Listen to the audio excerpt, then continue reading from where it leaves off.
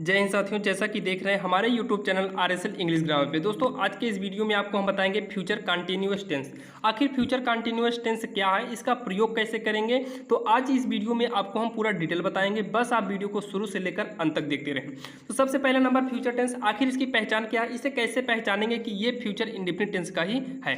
इसकी पहचान है जिन वाक्यों के अंत में रहा होगा, रही होगी, रहे होंगे, रहा होगा आदि शब्द आता है तो उन वाक्यों में फ्यूचर कंटिन्यूअस टेंस का प्रयोग करते हैं। यानी कि जिन भी वाक्य के अंत में हमको रहा होगा मिल जाएगा, रही होगी मिल जाएगा, रहे होंगे मिल जाएगा, तो हम पहचान जाएंगे कि ये फ्यूचर कंटिन्यूअस टेंस के जो है। यहाँ देखिए पहला नंबर कंटिन्यूअस रहा है दिखाता है, रहा रही रहे, ये हमको दिखाता है कंटिन्यूअस को।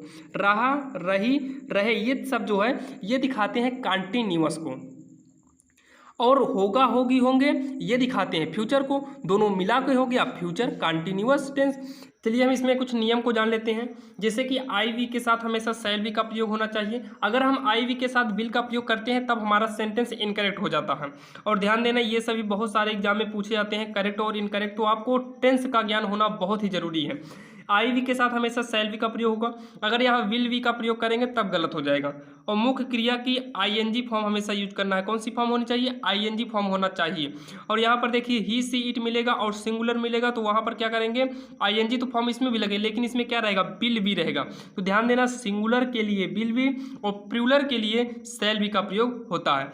जैसे यहाँ पर देखिए एक एग्जाम्पल दिए हैं, मैं कल क्रिकेट खेल रहा हूँ, तो आप बताइए किस टेंस का है। तो ये कौन सा टेंस है? रहा होगा, रहा होंगी, रहा, ये सब मिल जाएगा, तब हम इसे जो है देखिए future continuous tense, future continuous tense का ये है। अब यहाँ देखते हैं स्ट्रक्चर। आखिर इसको हम जब यानी कि इसका ट्रांसलेट करेंगे तो आखिर कोई नियम होना चाहिए। पहले हमें ऑब्जेक्ट लिखना है कि सब्जेक्ट लिखना है, वर्ब लिखना है कि आईएनजी फॉर्म लिखना है। इन सभी चीज़ को लिखने के लिए कोई ना कोई एक रूप होना चाहिए, तो उसी के जो बोलते हैं स्ट्रक्चर। तो स्ट्रक्चर को हम देख लेते हैं। तो स्ट्रक्चर पहला क्या है, subject plus will shall plus we.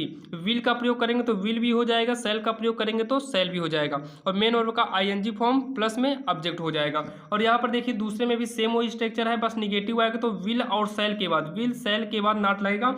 और ध्यान देना, विल और सेल में किसी एक का ही प्रयोग करेंगे, तो विल नॉट वी होगा या फिर सेल नॉट वी होगा। अब इसे अपने हिसाब से कर लीजिएगा। अब यहाँ पर देखिए विल कहाँ लगेगा, ये तो हमने बता ही दिया ऊपर, और सेल कहाँ लगेगा ये भी हमने आपको ऊपर बता दिया है, सिंगुलर और प्लूरल। सिंगुलर के साथ विल, प्लूरल के साथ सेल। अब यहाँ देखिए जब किसी वाक्य के पहले क्या आ जाए, जिसको बोलते हैं क्वेश्चन वर्ड, यानी कि कुछ पूछा जाए, तो यहाँ पर देखिए विल सेल के बाद जो है सब्जेक्ट रखेंगे, उसके बाद वी रखेंगे, फिर आईएनजी फॉर्म, फिर ऑब्जेक्ट करेंगे। और निगेटिव वाले में ध्यान देना, हमेशा सब्जेक्ट के जस्ट बाद ही नॉट लिखेंगे। और भी इसके स्ट्रक्चर है, आपको डिस्क्रिप्शन में लिंक डाल देंगे, आप वहाँ से जो है प्रेजेंट इंडिफिनिट टेंस में आपको स्ट्रक्चर बनाना हम सिखा दिए हैं। चलिए हम देखते हैं कुछ इसके ट्रांसलेट। चलिए हम जो है इसे देखते हैं इसका ट्रांसलेट कैसे होगा। तो ध्यान दीजिएगा, हम ऐसे छोटा छोटा वीडियो आपको सारे टेंस यानी कि 12 टेंस जो हैं और 3 प्रेजेंट पास्ट फ्यूचर, ये यानी कि टोटल जो है 12 3 15 वीडियो हमने आपको जो है डिस्क्रिप्शन में लिंक मिल जाएगा या फिर प्लेलिस्ट में आप जाकर देख सकते हैं। ये 15 वीडियो आप देखेंगे तो आपको टेंस जो है अच्छे तरीके से आने लगेगा। अब यहाँ पर देखिए मैं कल क्रिकेट खेल रहा हूँगा, तो इसमें सबसे पहले देखिए क्या है, मैं कल क्रिकेट खेल रहा हूँगा, तो फिक्स है, रहा हूँगा मिल गया, तो ये है किसमें का, फ्यूचर कंटिन्यूअस टेंस का। अब इसमें सब्जेक्ट क्या है, मैं के लिए क्या यूज करेंगे, आई। और या इसकी देखिए मेन वर्ब के फर्स्ट फॉर्म इसमें होता है, लेकिन उससे पहले हमने आपको बताया इसमें जो है विल और सेल का प्रयोग होता है, तो आई के साथ सेल का प्रयोग करेंगे तो सेल, और इसी के साथ भी लगता है वी। और यहाँ पर देखिए ना, खेलना, खेलना होता है प्ले, प्ले का आईएनजी फॉर्म करेंगे होगा प्लेइंग। और उसके बाद क्या है, क्रिकेट, ये है object cricket.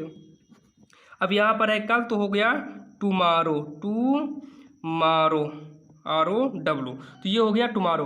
I shall be playing cricket tomorrow, subject will shall में से कुछ लिखना है तो एक सेल लिखा जाएगा, इसके साथ वी रहेगा, आईएनजी फॉर्म रहेगा, ऑब्जेक्ट रहेगा, और कुछ एक्स्ट्रा दिया जाएगा तो हम उसको यूज कर लेंगे। अगला है सीमा अपनी बहन को पढ़ा रही है, तो कौन सब्जेक्ट है, सीमा, तो लिखेंगे सीमा। अब यहाँ पर देखिए विल की सेल रहेगा तो सीमा सिंगुलर है, सिंगुलर के साथ लगेगा विल, और यहाँ पर लिखेंगे वी। अब यहाँ देखिए पढ़ाना, पढ़ाना किसके में से होता है, रीड, तो होगा रीडिंग, क्या हो जाएगा, रीड माने पढ़ना होता है, टीच माने पढ़ाना होता है, तो हो जाएगा टीचिंग। किसको पढ़ा रहे हैं, अपनी बहन को, तो टीचिंग, किसने, अपनी बहन को, टीचिंग हर, हर माने अपना होता है, तो टीचिंग हर सिस्टर, SISTER। ध्यान देना, अगर स्त्रीलिंग है यानी कि स्त्री है तो इसके लिए हर करेंगे। अगर यहाँ कोई लड़के का नाम या पुरुष का नाम होता तो यहाँ पर हिज कर देते। अगला देखिए, वह घंटी नहीं बजा रहा होगा। तो कौन घंटी नहीं बजा रहा होगा? वह। तो यहाँ देखिए वह यानी कि सब्जेक्ट क्या हो गया? ही।